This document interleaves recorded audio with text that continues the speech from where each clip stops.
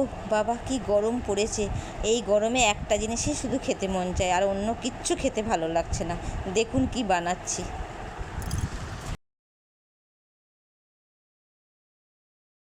প্রথমে আমি একটু বাটিতে সামান্য একটু দুধ নিয়েছি, ওর মধ্যে পিঙ্ক ফুড কালার দিলাম, দিয়ে গুলে রাখবো বাটিতে।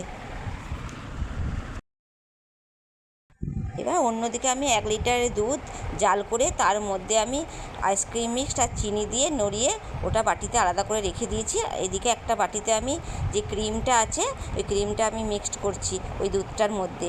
মিক্সড করে দুটো জায়গায় আমি আলাদা আলাদা করে রাখবো।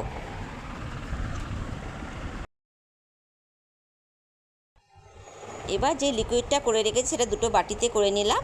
এবার একটা বাটিতে আমি ওই পিঙ্ক ফুড কালারটা মিক্সড করব। এইবার একটা কেক মোল্ড নিয়ে নিয়েছি, তার মধ্যে আমি দেখুন কিভাবে দুটো কালারই আমি ঢালছি। ঢেলে এটা ফ্রিজে 8 ঘন্টার জন্য রেখে দেব।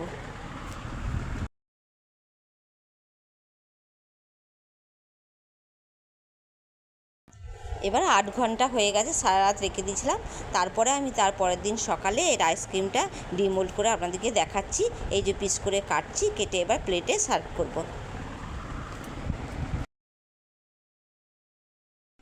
দেখুন কি সুন্দর হয়েছে আইসক্রিমটা।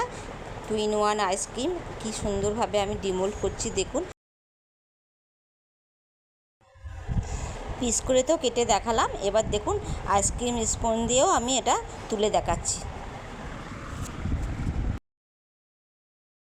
দেখুন কি সুন্দর হয়েছে 2 in 1 আইসক্রিম। এইভাবে বানাবেন। আর প্রথমে যে রেসিপিটা দেখানো হয়নি সেটা আমার আরেকটা আইসক্রিমের রেসিপিতে দেওয়া আছে, ওটা দেখে করে নেবেন।